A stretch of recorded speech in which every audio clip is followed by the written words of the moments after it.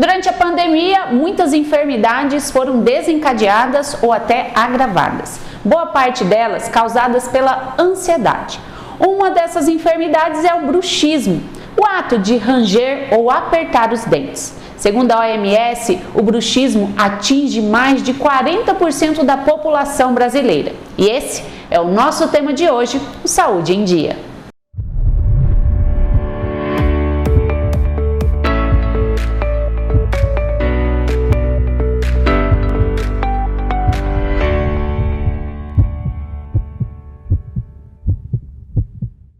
E para falar sobre esse assunto, a nossa convidada de hoje é a doutora Vânia Lilian Barbosa, que vai trazer aí mais esclarecimentos deste mal que é muito mais comum do que a gente imagina, né, doutora?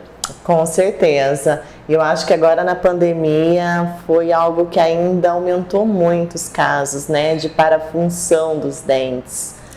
Doutora, o que é? O nome é estranho, né? Já começa por aí, bruxismo. O que é o bruxismo? Então, o bruxismo é um tipo de parafunção, né? Que é quando o paciente ele range os dentes, aperta e faz o ato de ranger os dentes durante a noite, principalmente. Esse é o bruxismo, mas é uma das parafunções. Tem pessoas que só apertam os dentes, tem pessoas que têm o hábito de ficar mastigando a bochecha, mastigando o lábio, ou com objetos na boca, né? Como lápis, como até fio de cabelo. Então são várias parafunções que existem.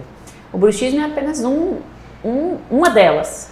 E ele é muito comum hoje em dia, o bruxismo, né? Tanto em crianças, né? A gente vê essa questão da ansiedade que tem hoje, a cobrança, muita informação que existe. Então a gente tem o bruxismo na infância, que pode ser fisiológico, tem uma fase onde ele é até fisiológico, mas tem uma outra parte que não é fisiológica, vai causar um dano, né? Na adolescência, né? Hoje muitos universitários nessa época de pandemia que acabaram ficando em casa, né? Sem poder estar na faculdade.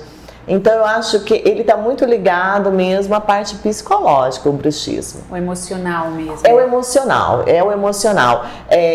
Algumas coisas podem colaborar e aumentar alguns aspectos odontológicos. Os dentes em posição errada, né? Porque daí a gente quando morde, quando vai mastigar, você tem uma certa engrenagem nessa mordida, nessa mastigação, tem um ciclo mastigatório. Então quando você às vezes tem algum dente que está em uma posição errada, você tenta mudar esse teu ciclo. E aí isso você acaba levando a uma tensão nessa região e a outros problemas. Você muda a tua mandíbula de posição, né? Eu sempre dou um exemplo assim, também coisas que colaboram. O paciente às vezes faz uma restauração, faz algum procedimento e no primeiro dia ele acha que está alto. Nossa, parece que eu estou mordendo só ali. No segundo dia ele já acha que aquilo diminuiu. No terceiro dia para ele está normal. E nem sempre é porque ele desgastou. Muitas vezes fala, é porque eu gastei ali. Não, não é bem isso. Você muda o teu jeito de morder, a posição. Junto com isso vem uma ansiedade, alguma situação que ele está vivendo e aí acaba desencadeando um problema grave. Doutora, o bruxismo ele pode ser hereditário em alguns casos? Não acredito que ele seja hereditário, não, mas ele tem muito a ver isso, essa questão da ansiedade mesmo. Eu falo que ele é uma válvula de escape, você entendeu? O bruxismo é uma válvula de escape. Como roer a unha, por exemplo. Como roer a unha, É um hábito. E aí, por isso que a gente fala que é uma parafunção, é uma função além do normal. Os nossos dentes, eles deveriam ter encostar um no outro, em média de 12 a 14 minutos por dia. Que você só deve encostar os dentes enquanto você mastiga, certo? E ninguém mastiga assim, a gente mastiga lateral, certo? Somente nesse momento você deveria ter contato nos dentes. Fora isso, o nosso dente não foi feito para ficar em contato, encostado. Todo tempo que você fica com os dentes encostados, assim, né, nessa função, é errado, você já está exercendo uma parafunção. E principalmente colocando força Na articulação. A articulação que nós temos aqui é igual uma articulação do joelho, de um cotovelo. Então, não tem pessoas que rompem o menisco, você pode romper a cápsula também na articular. Então, o bruxismo, ele, em muitos aspectos, ele não leva só ao desgaste do dente, que é uma consequência, aquele sorriso envelhecido, né? A doutora Marcela até falou do envelhecimento precoce, por causa de alimentação e parafunção. Então, esteticamente, ele tem uma consequência, mas ele sobrecarrega a tua articulação. Então, o paciente, ele reclama que ele tem dor de cabeça, principalmente em região de têmpora, região frontal. Ele sente muita tensão nessa região aqui do pescoço.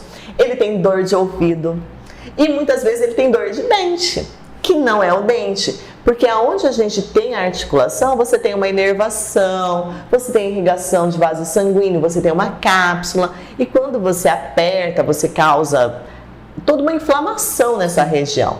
E aí você pode ter muitos sinais, né? O estalo, aquele barulho, a pessoa vai bocejar, de manhã vai abrir a boca e faz um pec, né? São todos já sinais de um problema que está instalado. Eu ia falar agora realmente sobre os sintomas. Esses são sintomas do começo, são os primeiros sinais de um bruxismo, ou já é em um estado em que a pessoa já está com esse hábito? Não, eu acho que esses já são os primeiros sinais. A gente tem casos, igual a gente falou agora na pandemia, por essa questão de ansiedade, a gente teve vários pacientes que eu acompanho há muito tempo. E que eu sei que não são bruxistas, nunca tiveram bruxismo.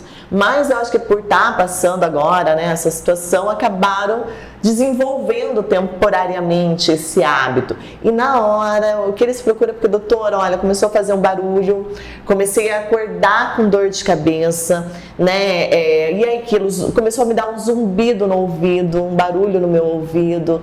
Então, como o paciente já se conhece, a gente vê que foi momentâneo. Então, é um tipo de tratamento também. Como tem aqueles pacientes que isso daí virou um hábito que é muito difícil de tirar.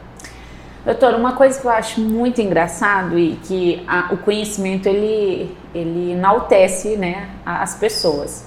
E aí eu lembro que antigamente, falava-se, eu falo de antigamente da minha idade, quando eu era criança, falava-se muito quando a criança rangia os dentes de verme. Nossa. Tinha uma correlação, né? Por falta, acredito, do conhecimento da época. Não existe nada a ver, né? Você lembra os mitos e verdades, né? Nossa, esse é um mito, não é, na verdade. Na verdade, a criança, ela tem uma fase ali entre os 7, 8 anos que a mandíbula precisa desenvolver. E às vezes ela precisa de uma liberdade para conseguir crescer. E aí por isso nessa fase é muito comum a criança passar por um período de bruxismo, né? Porque ela está estimulando essa região a crescer, mas não tem nada a ver com os vermes. Apesar de ser importante no pediatra, né? Ele indica tomar um vermífugo, alguma coisa assim, fazer os exames. Mas não tem nada a ver.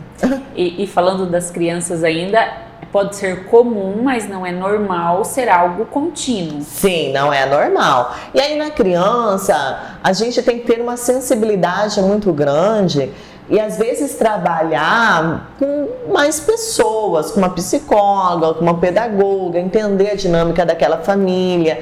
Por que a criança está tão ansiosa se ela passa por uma situação, né, de estresse? A gente tem que ter um cuidado muito grande, porque você não consegue usar os mesmos mecanismos, igual a placa ou a toxina, né, numa criança. Então a gente acaba tendo que trabalhar de uma forma multidisciplinar para conseguir ganhar um tempo até ele poder fazer um tratamento odontológico, né? Doutora, dos mitos, né, e também dos primeiros sintomas, agora as causas. Quais são os principais prejuízos de um bruxismo contínuo, aí, independente da idade? A partir do momento que isso já pode agravar para algo mais sério. Aquilo que a gente falou, né? Uma das consequências são os dentes, porque a partir do momento que você desgasta os dentes, você perde o que a gente chama de dimensão vertical, que é essa distância nossa aqui.